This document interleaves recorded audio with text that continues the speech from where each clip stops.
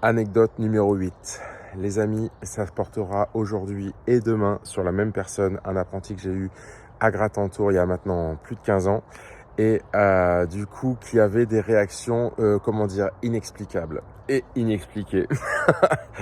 Donc bon, première chose qu'il faisait du coup qui n'a l'air de rien mais a eu des conséquences assez bizarres, c'est que on avait une petite étagère juste au-dessus d'un petit frigo qui était un peu chiante et du coup moi clairement je me la suis pris une ou deux fois en quelques mois et je me suis retrouvé du coup avec une petite bosse ou un truc comme ça, mais lui le problème c'est qu'il apprenait, et je ne déconne pas, 12 à 20 fois par service.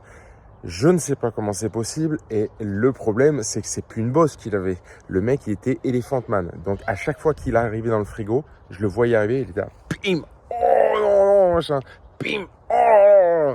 Et en fait il était ouvert, il avait des cicatrices et tout. Et donc j'en étais à ne plus lui demander qu'il aille carrément dans le frigo, ce qui était complètement dingue.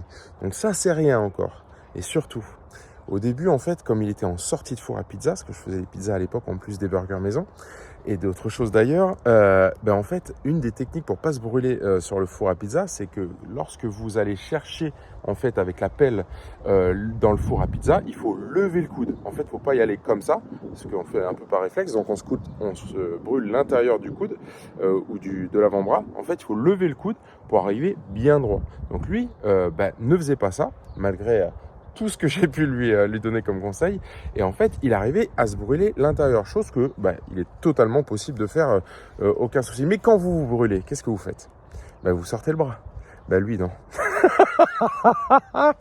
Lui, il faisait ça. Et je vous jure que c'est vrai.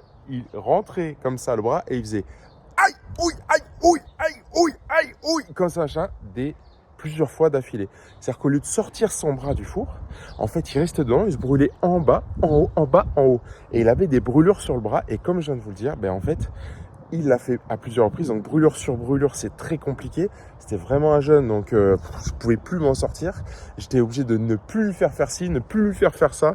Il pouvait pas couper les wraps parce que on les coupait à moitié. Et en fait, il m'en faisait qui faisait 10 cm et le reste 20 cm. C'était un truc de malade. Et je vous jure qu'au quotidien, mais c'est dur. Mais demain, attention, l'anecdote, elle est folle.